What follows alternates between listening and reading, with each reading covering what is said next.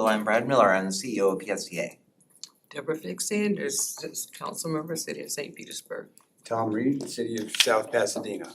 Gina Driscoll, City of St. Petersburg. And I'm Dan Saraki, your chairman and mayor of the city of Oldsmar, and we're gonna get right to item number 2, public comment. Do we have any? I don't have any. I'm gonna close item number 2, public comment. Next on the agenda is action items. Item 3A is approve the January 8th, 2025 minutes. I need a motion for approval. Look for a second. I have a motion and a second. Are there any other discussions on this item? All in favor signify by saying aye. Aye. Any opposed? Motion passes. Next item is 3B, board emergency policy, and Brad Miller, you have the floor. So in your packet is a resolution developed by our legal counsel. We had some discussion about this. This is essentially just having a board resolution in place that covers the existing practice of when there is a declared emergency in Pinellas County that PSDA can work with the Pinellas County Emergency Operations Center to implement, I think it says transportation services, which is, routes to evacuation centers or whatever they, we coordinate with them. And it's my obligation just to notify the PSDA board that we're doing that. Okay? Yeah. So this is an action item, so I'm gonna read the resolution 25-01 by title only. A resolution of the Pinellas Suncoast Transit Authority Board of Directors amending the rules and regulations as adopted by resolution 12-07 as amended by amending section 3.02 regarding the powers and duties of CEO/ED and providing for an effective date. That is the reading of resolution 25-01. I will entertain a motion for approval. So moved. Second. I have a motion and second. Yep. Any other discussion? Yes, thank you. So would this mean that you would be working exclusively with Pinellas County? Or would you no. still be able to answer the call if St. Petersburg needed help with something, for instance?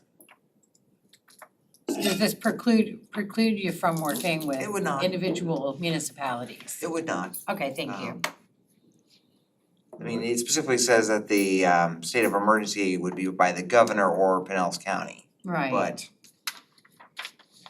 we always work with anyone who calls us in need. Yes. Like during A fire. Milton, I think, there was requests for, or maybe it was Helene, there was requests for by St. Petersburg that then we ran through the Pinellas County Emergency Operations Center. That's why I think we would normally want to do. Okay. Yeah. Thank you. Any other discussion on this item? All right, I have a motion and a second. All in favor signify by saying aye. Aye. Any opposed? Motion passes. Thank you, Brad. Next is item 4A, our information items. Fiscal year 25 quarter 1 scoreboard, and Trish Collins, where are you? Yes, All right, Good come on morning. up. Welcome. thank you. Thank you for having me. You do have a copy of the Q1 scorecard in your packet, but I've also printed out copies here as I usually Thank do, just to make it Thank you. a little bit easier to look at. There's quite a lot of data on here. You're very welcome. Yeah, I do need to get out my microscope to take a look at some of the small font sizes here. All right, well, I'm Trish Collins. I'm the Director of Human Resources here at PSTA. And I know that you all are very well familiar with our scorecard, but for anybody who's watching, and for folks who are new to the board, the scorecard is PSTA's performance reporting tool. Every year, we set performance goals for ourselves with the board's input that are directed towards the top priorities of the agency. And this is a high-level tool that helps you, the board, the public, employees, quickly assess the health and the performance of the organization. This tool forms the basis of performance reviews for all of our non-bargaining administrative employees, from our CEO to everyone else. So it's a very important tool for us, and I come before this committee each quarter to share the results of how we're doing. As a little bit of navigation, you'll see that the three priorities from our strategic plan that we focus on are listed along the left-hand side. That's healthy communities and workforce, resiliency, and economic vitality. And each of those sections has multiple specific metrics and goals within them that we are challenging ourselves to meet each year.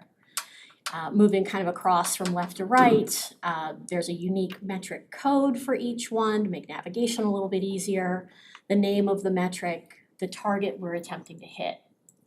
And then there's a column called goal points, and that is the number of points that we earn when we meet the target. Add it all up together, the goals are worth a total of 100 points if we're meeting all targets. So it's a little bit like a report card in school. Very, very simple and easy, I think, for everybody to understand. We also have a color coding system to, at a glance, see the performance of each metric. If it's in green, we are hitting the target or exceeding it in many cases. If it's yellow, we are within 10% of the target. Or if it's in red, we are greater than 10% from the target. Things that are in yellow and red are obviously very important, and we use this as a tool to know what priorities need some extra attention, maybe need some root cause analysis, and need some possibly some different solutions to help us improve our performance in those areas. At the very bottom, you'll see the total for the quarter, our overall performance score. So in that first column, you'll see the total possible points is 100. And for Q1, right next to it, our total is 93. So pretty good. But you can also see that we have a couple of areas that we're working on to make that score even better, and I'll highlight those. Before I do, though, I want to thank the staff. I want to thank Brad for leadership in all of these areas, and point out that in many, in fact, the vast majority of these, we are meeting or exceeding our performance targets. And these are very important things: rider satisfaction, employee retention, budget adherence. Particularly, I want to point out two new metrics for this year that we added based on board input. One is Org 11. You'll see that's the top metric in the economic vitality area. And that's where we're measuring our ridership. And we've challenged ourselves to grow our ridership above the levels of last year. And we did so. So we're performing favorably to last year with ridership for a host of reasons, including wonderful communications and public outreach, promotions and partnerships, et cetera. The other one that I wanted to point out that is new this year is the very last metric, Org 15, for fair and equivalent revenue. And likewise, we've challenged ourselves to collect more fares and equivalent revenue. So that's things that include CPAS and paid partnerships, things like that. And again, through your prioritizing that and through our staff's efforts, we are favorable to last year. So we plan to continue growing, especially in both of those areas. Now, the two that will stand out to you that are red and yellow, I'll touch on both of those. Org 8, you'll see, is collisions per 100,000 miles. It's obviously very important for a lot of different reasons. Collision has an impact on cost, rider satisfaction, on-time performance. It's a very critical metric for us. We did make progress in that last year. We have been bringing it down. But in the first quarter of this year, we saw that increased a bit above where we wanted it to be. We had quite a lot of road debris, road hazards, downed trees, low-hanging branches, and things that we encountered during the first quarter of the year, that October to December time period. So road conditions are improving. We are working with the city and municipalities whenever we identify something that needs to be addressed. And so we're seeing an improvement in that type of collision. Our safety and security team is also rolling out refresher defensive driving training to our operators so that we can continue to make progress on that metric. The other one that you'll see in yellow is our fuel efficiency, that's org 9, and it's the in the resiliency section as the very last metric of that section. We've set a stretch goal for ourselves for cost savings, for efficiencies, to have a fleet that on average is getting 5 miles a gallon or better. Now you compare that to the cars that we all drive, and that doesn't sound very great, but for a bus, that's really good. We've set a stretch goal for ourselves, knowing that on day one of this fiscal year, we were not meeting that goal. But through the replacement of our oldest, least efficient buses, replacing them with newer, more high-performance vehicles, which thank you to the board for prioritizing and approving those purchases. We expect that we will achieve that goal and possibly even exceed it. So another one that we are very consciously working towards. And I think an example of how we use these metrics to emphasize the importance of improving our performance each year and to really meet the board's expectations and priorities. So this is our Q1 scorecard. I'd be happy to have any discussion about it. Yes, Commissioner Reed. Thank you. Trish, thank you. Very interesting report and, easy to read. Good, So I like thank you that. for saying And so. you should be proud of the fact that, everybody should be proud of the fact there's only one red and one yellow. That's really good. My question is, what do you attribute to the 12.7% increase in fares? Is there anything you can tie directly to that, or is it a combination of things? That's a really good question. I wonder if our maybe marketing department may like to speak on that. I know that we're putting a lot of focus and emphasis on our community partnerships and our CPAS and our UPAS programs, which generate revenue. And also doing more targeted outreach to try to increase ridership. So some of that is tied to the Okay. additional riders we're seeing. Your There's anything ridership is up. Yeah. Yeah, I would Well, just echo what Trish said, is that we've been doing a lot of outreach, a lot of marketing and advertising. We've expanded our UPass program, and as ridership increases, so do fares. That's great. Let's keep that up. We also implemented last year, last fall, increases or caps or Guide rails. on our mobility programs, PSV Access, where if you ride more than 20 miles, then you have to pay a higher price. Right. And things like that. And that has seen effective results, or at least we think, right after that went into effect, the hurricanes hit, and then service was free. Right. So we didn't get data from October, and so looks like it's having an effect, and we're definitely making more money off that. Well, yeah, that's why I'm happy to see that fares are increasing, because as fares increase, then so does profit. Exactly. I just wanna make one comment. The marketing that you guys are doing is incredible. I absolutely love what you've done with it. The Instagram ads, the Facebook PSTA, I've never seen it. It's so inviting. It actually makes you wanna watch it. It's fun. It really does. And Especially the post where we announced our new chair, Mayor Dan Especially that. there was over a million hits. No way. 999,000 were him sitting in his bed looking at it every day. But anyways, the marketing is really great. Congratulations, really, I mean that, it really is. Any other comments? All right, Trish, great job. Oh, Deb, go ahead. If you don't mind, Brad, on the one where we're yellow, even though our miles per gallon may not be where we want it to be as a function, as Trish said, of an aging fleet, I have to say, I took a look at the actual diesel fuel gallons. Oh, yeah. First quarter last year to first quarter this year, we're down 20,672 gallons. That has saved us a little over $49,000. Wow, Even though our electric propulsion went up just a smidge, our net savings was about 46,000. So having a mixed fleet is actually very good for us, so. thank you, Yeah. great update. Thank you. And then I love the ferry.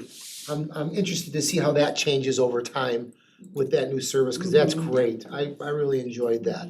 that ribbon cutting for the ferry service. Yeah, I mean, that's another way to increase our fare box. The tourist-oriented services of the ferries, our new grouper service, which is launched 2 days ago, those are higher fares, so we'll be collecting more fares for those kinds of service, because they're tourists that can pay the higher fares. All right, Trish, thank you so much, great job. Thank you very much. All right, we're gonna move right over to item 4B, February board agenda, and Brad, you're gonna give us an update. At least setting up to be a pretty good agenda. We're gonna have a good discussion at the finance committee, now chaired, our new chairman of the finance committee is Commissioner Reed. So thank you for being in that leadership position. We have two items that is are gonna come for action. The enterprise lease agreement, that is for PSTA's cars, automobiles that we currently buy cars off of a state contract. And cars are used, PSTA has a fleet of 25, about 30 Yeah, it's probably more like 30. 30 cars, and those are used by bus drivers to get to the start of their route. They report in here, most of them are used for that purpose. They report in here and then they take a car down to or over to Clearwater or St. Petersburg or wherever where their route starts, and then they the driver that gets off the bus drives the car back. A lot are used for that. Our supervisors all have sort of police cruiser, Ford Fusions, and we have a handful of cars for administrative. We think we can get some budget savings by leasing the cars instead of buying them from off of state contract again through Enterprise Rent-A-Car Company. That's what the state of Florida does, and thank you to Debbie for working on that for a while. It's, yeah, I had some great helpers as I was doing other things, so it's really Henry and Al and David Hensler from procurement have really taken the ball on this one. And we took a look at a lot of varieties of different vehicles, different ways of looking at it. And it's really gonna save our mechanics some time. If we're not maintaining them, they're gonna concentrate on our buses. So it's a better use of time as well, it's money savings. Okay. We have for our marketing, our awesome award-winning marketing, we have a procurement for printing services. And those are the new items. The finance committee is also going to start a multi-month process this month with a informational presentation, I guess an approval of the evaluation criteria for our audit services. You know, the finance committee actually conducts the procurement for and evaluates the auditing firms to select our auditor, and that will kick off this month also. I had on in your packet the HART grant funds for the ferry on there, but as I told the legislative committee, that will be an informational item this month, and then action maybe depending on how it goes in Hillsborough in March. Of course, probably the biggest item that is gonna happen at the very beginning of the meeting, or right before, well, it's listed on there as the first thing on the agenda is the public hearing on the Connected Community Bus Network, the bus plan to modernize the routes all over the county that we've been taking public input on for a very long time now, and are finally here to have our public hearing that we've advertised. We're gonna have, what's it called again? It's called Bagels and something? Bagels and buses? Bagels and Buses? Bus network and bagels. Bus Network and Bagels? Yes. We're having Bus Network and Bagels thing out in the lobby, where there's gonna be the maps and bagels apparently, where customers can get their questions answered. Cause maybe, you know, for those, a lot of people sometimes come to the public hearings, they really just have questions more than they have comment, or maybe once they get their questions answered, they will wanna make a comment, but we're gonna have all that out there at the beginning of the meeting, so when you come into the building, you're welcome to have a bagel as well, for Where are they for that public hearing. Well, we'll take the public comment at this meeting and then make adjustments as needed to the plan based on the public comment and then present it for action in March. I love bagels. Yeah, where are you getting them from?